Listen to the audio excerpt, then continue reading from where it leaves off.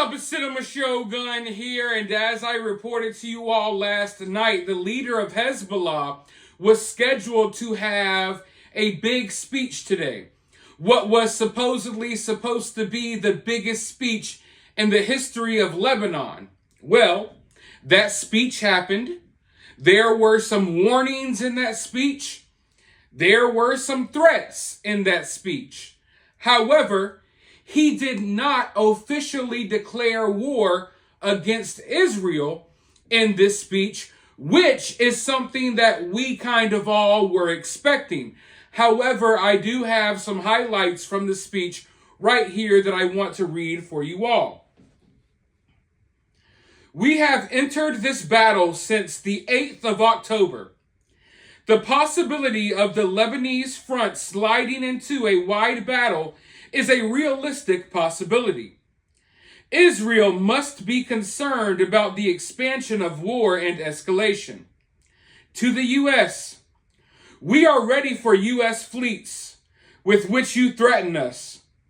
In the event of any regional war, your interest in soldiers will be the victim and the biggest loser.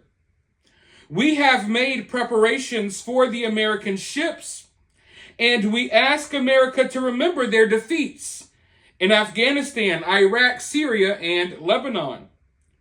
We have made preparations for the American ships, and we ask America to always remember those defeats. America has sent us messages that they will bomb Iran if we continue.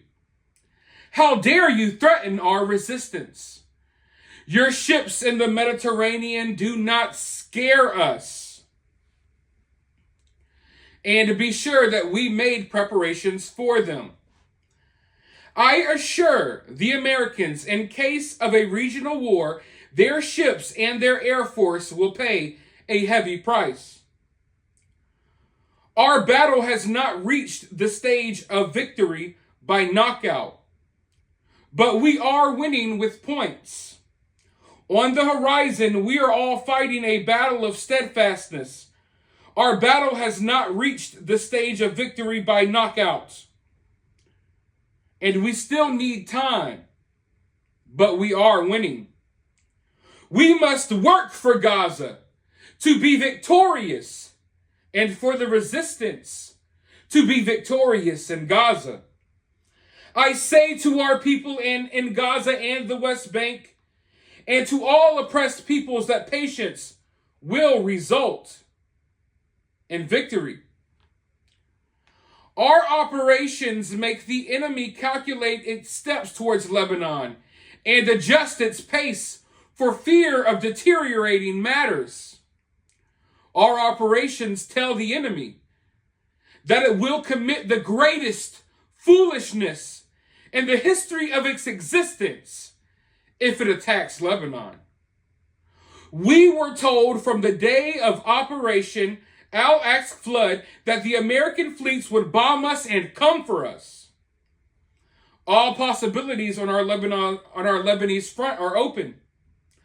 All options are on the table, and we can go to them at any time. We must all be ready for all possibilities and options. We received messages that America will bomb Iran if we continue our operations in the south. We must know that America is fully responsible for what is happening in Gaza, and Israel is merely an executive tool. America must be held accountable for its crimes and massacres against peoples. The United States is the one preventing the condemnation of Israel in the Security Council, and the United States is the one preventing a ceasefire in Gaza. The Americans are the ones running the war in Gaza, and they must pay the price for their aggression. American bases in Iraq and Syria are being attacked by the resistance, and this is a wise and courageous decision. World public opinion has begun to turn against the tyrants.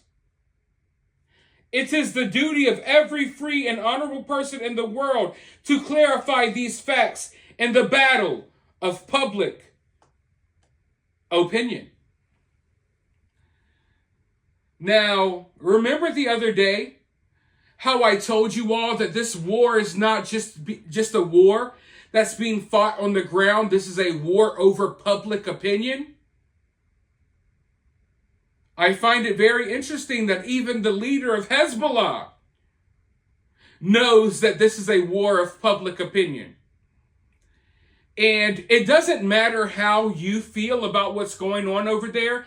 It doesn't matter how I feel about what's going on over there. The fact of the matter is, from everything I'm seeing, public opinion does not seem to be siding with Israel at the moment. I see a lot of people supporting Israel. I see a lot of people supporting the other side. But the other side seems to be screaming the loudest. The other side, I see more support for the other side. So Israel may be winning this war on the ground, but as of right now, they're losing the war of public opinion. Now, as far as the war on the ground goes, over here in America, people have a very short attention span. I understand that this conflict has been going on for a few weeks now, almost a month, but it's just getting started. People in America are already over it. They don't want to hear about it. They don't want to talk about it no more. They're ready to talk about the next thing. Meanwhile, this war has just begun. The big players haven't even got involved yet. Everything we've seen thus far is just a preview of what's to come. Now, Israel, they're suffering more casualties than they were expecting. But there's been fierce fighting on both sides. A lot of people dying on both sides. But Israel is very close to completing their first mission. What Israel's strategy is, or what their strategy was, they wanted to move into Gaza and they wanted to separate Gaza in two. They want to split Gaza in half. And at the time of this recording, things may change, but at the time of this recording, they've almost successfully completed this mission. Their forces have been driving right through the middle of Gaza. There's been intense fighting, but they've pushed almost all the way through. They have almost successfully split Gaza in two. Now, what happens from there? I don't know. I mean, for the past couple of weeks, it seems like, hey, civilians, you need to go over here. Or wait, now civilians, you need to go over here. So what happens to all of these civilians when Gaza is split in half? Do you say, hey, civilians, you go to this half, and then Hamas, we'll fight you in this half? It doesn't necessarily work like that. But I've seen them say, hey, y'all need to evacuate this area, evacuate that area. There's nowhere left for these people to go. You're saying, hey, to the civilians of Gaza, you need to move north. We're getting prepared to invade from the south. They move north. Then you say, residents and civilians in Gaza in the north, you need to move south because we're getting ready to bomb the north. Then they move south. And now these people are just running all over the place like chickens with their heads cut off as bombs drop and soldiers invade. It's a really sad situation. And as someone like me, I'm anti-war. I'm not pro, yeah, you go kill them, or pro, yeah, you kill them. I'm not like that. That's not how I'm approaching this situation. So it's heartbreaking seeing all of these innocent people die. But at the same time, that's a reality of war. And that's a reality that a lot of people have seemed to forgotten. That's a reality that I guess a lot of people never learned about in school. Maybe you never cracked open a history book. Do you know how many people died in World War II? So the sad reality is that when two countries or two entities, two nations, two groups, when people go to war, innocent people die.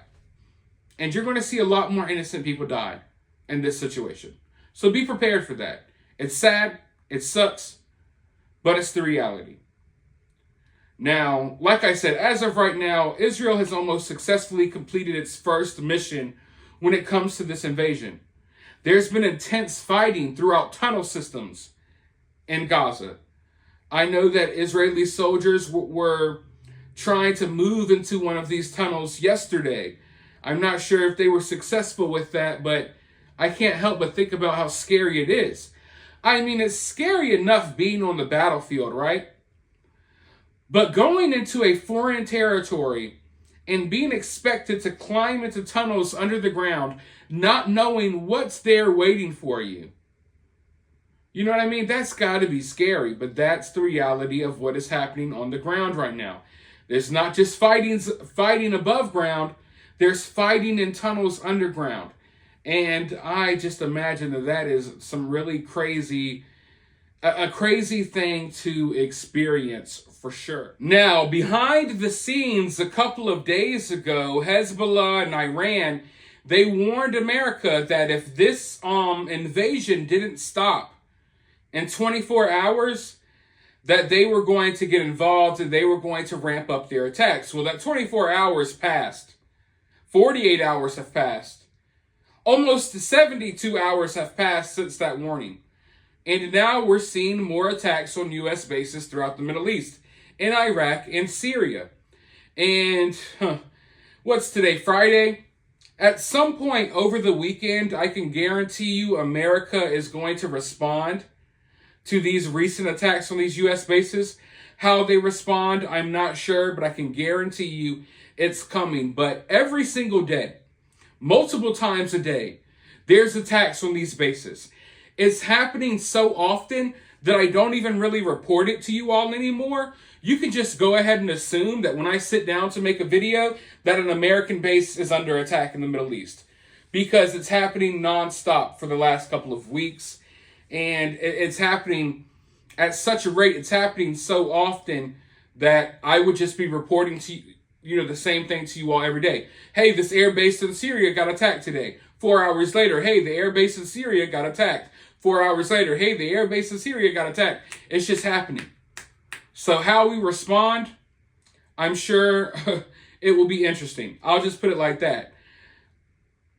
If I were these little organizations and little militias and little militant groups, I would be very careful with what you do to these American bases. Because it's one thing when you're out there and you're doing this stuff and tensions aren't at an all-time high. But we're in the middle of something big here. And it looks like to me that America is kind of itching for war with Iran. So if I were these little militias, these little militant groups, I would be very careful. Because when America responds, it's not going to respond with a drone that misses its mark. They're going to respond very heavily. And they have the equipment in place to do so. So we'll see how that plays out. But for now, let me know your thoughts about this down in the comments below. While you're down there, if you're feeling generous, drop a super thanks. Or you can support my channel for totally free by sharing this video on social media, hitting that like button, subscribing, ringing that notification bell. And as always, I'll talk to you all very soon in the next video.